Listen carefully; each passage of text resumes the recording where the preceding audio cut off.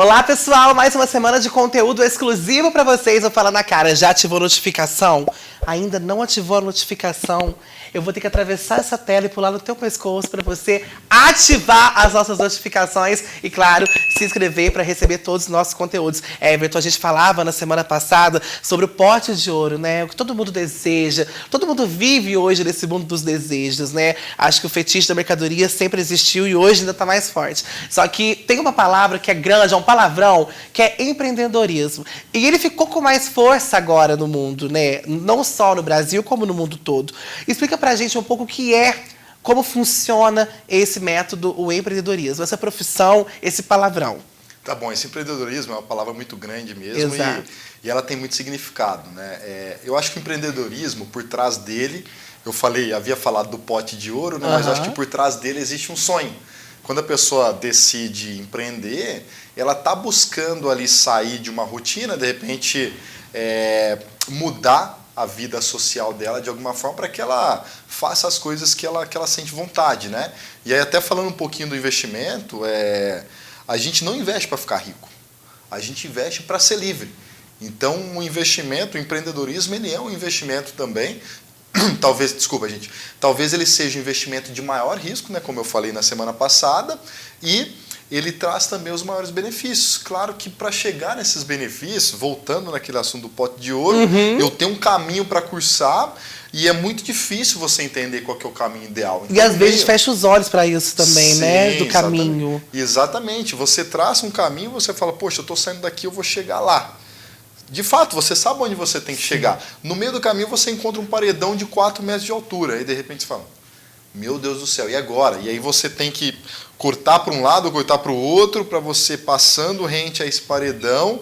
E de repente no seu caminho para a lateral você encontra um outro paredão. E aí você começa a ficar fechado e você precisa buscar saídas, né? E essas saídas nem sempre são fáceis. E no meio do caminho, o que é importante, né? Na semana passada eu falei muito de planejamento. Então, quando você administra os riscos, quando você entende o que você pode ter de percalço no meio desse caminho, você pode levar ferramentas, né? Já pensou se quando eu encontrar esse paredão de 4 metros, eu tiver uma escada? E se eu tiver ainda um trampolim para jogar do outro lado e não quebrar o joelho quando eu pular do outro lado, né? Então, quando você vai abrir um negócio, você precisa gerenciar e administrar quais são os riscos que você está correndo, para que você chegue da forma mais simples do mundo, e nunca vai ser fácil, né? Mas da forma mais rápida possível do outro lado, que é o seu objetivo, e que a gente pode falar de sonhos, né, Paulo Otávio? Acho que por trás de um grande empreendedor, eu acho que existem diversos sonhos, e é o sonho que faz a gente cair, acordar e falar, meu Deus do céu, eu vou vencer essa batalha e eu vou chegar no meu objetivo. A Xuxa ensina isso pra gente desde os anos 90, né? Até quando ela fala uma coisa que é muito certa, é quando a gente deixa de sonhar, a gente deixa de viver. E eu concordo, eu acho que a gente não pode deixar de... Eu não lembro que a Xuxa disse. Ela falou, gente, juro, eu adorava. Inclusive, eu vou falar uma coisa pessoal pra vocês, odiava a Xuxa, tá? Porque a Sério? Xuxa passava no horário dos meus desenhos lá de super-herói. Ai, te incomodava então. Minhas irmãs queriam ver a Eita, Xuxa. Caramba. Brincadeira. Mas ela falava sobre sonhos, assim, só fazendo um adendo, que eu acho muito legal, que isso é uma coisa que alimenta mesmo a sociedade, todo mundo tem que ter esse sonho para ser um motor, né, um combustível para a gente criar ou co-criar coisas melhores e maiores para a gente. Só que essa questão do empreendedorismo, hoje em dia as pessoas empreendem mais, né? Acho que depois, talvez, da pandemia ou durante ela, isso virou uma válvula de escape. Para muita gente tornou um caminho. Só que você, como profissional, acha que as pessoas seguiram esse caminho da forma correta? Ou elas pularam etapas, precisam aprender mais a respeito disso antes de tomar uma decisão? Eu acho que assim, Paulo Otávio, a pandemia ela acelerou muito o processo, né? A gente vive já há alguns anos a revolução digital, né? Revolução tecnológica. A gente viveu no passado a Revolução Industrial, no início dos anos 1900, né? Que foram as criações das máquinas, do carro, dos moinhos, enfim, uma série de equipamentos que foram construídos ali. E no final dos anos 90, por início dos anos 2000, a gente começou a viver uma revolução tecnológica, que foi a chegada dos smartphones, que foi a chegada da internet, a chegada dos computadores, né? E a gente viveu esse momento de forma muito consistente até chegar a pandemia. Eu acho que a pandemia ela fez assim, ela pegou o gráfico e jogou para cima. Exato. E tudo mudou de forma muito rápida. Eu não diria que as pessoas fez coisas erradas, mas eu acho que elas tiveram que se adaptar muito rápido. E quando você vai fazer qualquer coisa na sua vida muito rápido, e eu sou um cara extremamente a favor do planejamento, você tende a tomar piores decisões. Eu concordo, né? também acho. Então chegou a pandemia, eu tenho uma loja de doces e eu fecho as portas, e eu vou ter que arrumar uma forma de vender doce. Só que de repente eu vou lá no Facebook, eu não sei nem postar uma imagem, eu tiro uma foto tremida, posto. Isso é certo? Não, mas foi a forma que a pessoa encontrou de se adaptar a uma coisa que foi de uma hora para outra, uma coisa que foi que obrigou as pessoas a fazerem aquilo, ou a gente não conseguiria sobreviver, né? Então, eu acho que por trás de todo projeto há acertos e erros, né? E quando a gente não tem a possibilidade de planejar, a gente tem a tendência de errar mais. Olha, para não perder nosso conteúdo, continue com a gente, se inscrevendo no nosso canal aqui no YouTube e também ativando nossas notificações. E isso nos traz, Everton, para uma outra realidade que é paralela a isso, que é as famílias brasileiras, né? Hoje em dia, a família, as pessoas, elas rendem, elas têm renda, elas têm dívidas. O que ela tem mais? Ela vive bem? Tá. Tem dados muito expostos na internet que 8 em cada 10 famílias brasileiras tem alguma dívida. Tá? 78, eu estava até lendo uma reportagem um pouco antes de entrar aqui, que hoje de manhã eu fiz uma palestra, né? E quando eu vou fazer palestra, eu procuro assuntos atuais para colocar um pouco ali, para exibir também. 78% da população brasileira hoje tem algum tipo de dívida. Ou seja, muita gente. 78%, estou falando de quase 80%. 8 em cada 10 pessoas, praticamente, tem alguma dívida, né? É muita gente. Por que essa dívida, né? Isso surge do quê? De uma necessidade? Do que surge essa dívida? Ela acontece como? Eu acho que de uma demanda que a população tem de educar financeiramente, né? Vou falar para você aqui um exemplo de planejamento financeiro ideal e o que a maioria faz, tá? O que a maioria faz? Você recebe seu salário. O pessoal do Fala na Cara aqui vem cá e entrega os milhões de patrocínio que você recebe por mês. O que você faz com esse patrocínio? Brincadeira, tá? Mas a maioria faz. Não, mas devia ter mesmo patrocínio, viu, gente? Pode mandar mais patrocínio pra gente gente adora. Você pega a sua receita vindo do patrocínio, do salário, enfim. Você parte para os desejos. O que é o desejo? Pô, recebi meu salário, vou comprar um sapato, vou comprar uma calça, vou trocar de bolsa. Depois você vai para as despesas, carro, luz, água, internet, todas as despesas básicas. E por último, e quarto passo aqui, o que sobrar eu vou investir. Gente, não sobrou nada. Nada. Muitas vezes não deu nem para pagar as dívidas aqui, né? Você deixou uma conta de luz sem pagar, depois vai pagar juros, vai pagar uma série de coisas ali que façam com que você entre numa bola de neve e você não pague aquilo ali. Então, voltando aqui ainda para a receita, o que seria o ideal, né? É extremamente difícil, gente, é extremamente difícil fazer isso que eu vou falar, mas se a gente chegar mais próximo do ideal, é sempre o melhor, né?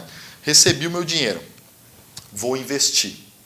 Então, o primeiro dinheiro que eu tirei ali foi para o meu investimento.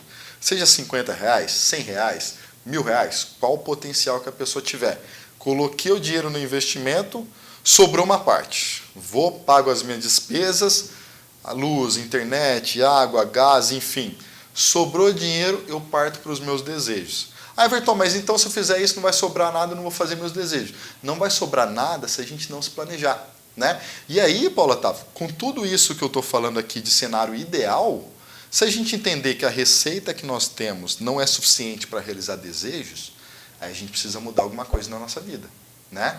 Eu me lembro que uma vez, isso em 2014, eu tinha 25 anos, eu comprei meu primeiro apartamento, né? Isso é um caso pessoal meu. Eu não podia comprar aquele apartamento, né? Só que quando eu comprei aquele apartamento, eu entrei com um compromisso comigo mesmo. Falei, eu preciso pagar esse apartamento.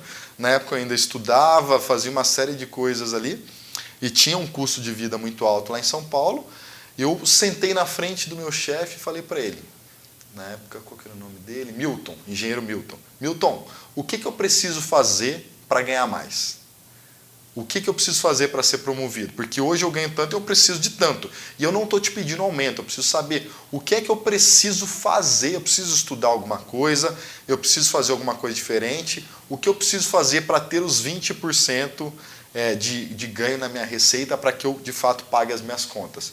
E a partir dali eu fiz tudo, eu aprendi inglês, eu fui para fora do país, eu fiz curso, eu fiz MBA, eu fiz pós-graduações que me credenciaram a ser promovido exatamente na mesma empresa e aquilo ali fez com que eu tivesse condições de pagar minhas contas. Então, quando a gente fala, mas se eu deixar para pagar os meus desejos por último, não vai sobrar nada. Não vai sobrar nada porque, na verdade, a gente não se planeja, né? Então, voltando, receita, investimento, despesas e desejos, essa seria a ordem ideal. E quando eu falo desse investimento, o que é esse investimento?